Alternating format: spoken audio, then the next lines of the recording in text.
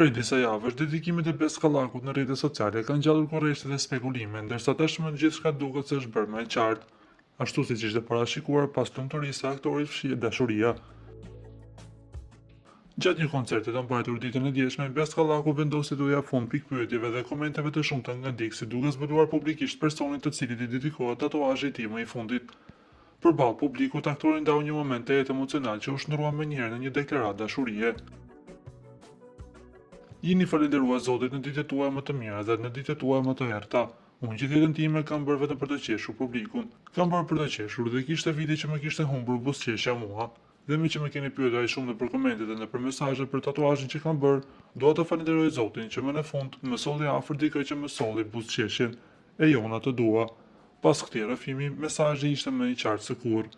E jona është emri që i ka rikthyer buzëqeshjen aktorit, duke bërë atë të shfaqet më i lumtur se kurrë.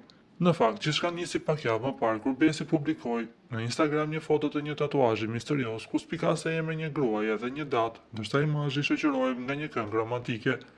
Postimi ndezë me një reagime dhe aludime, të cilat tani gjejnë konfirmimin e tyre.